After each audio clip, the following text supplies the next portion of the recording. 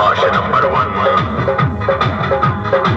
और किथे किथे लै चलना मेरी सुनिए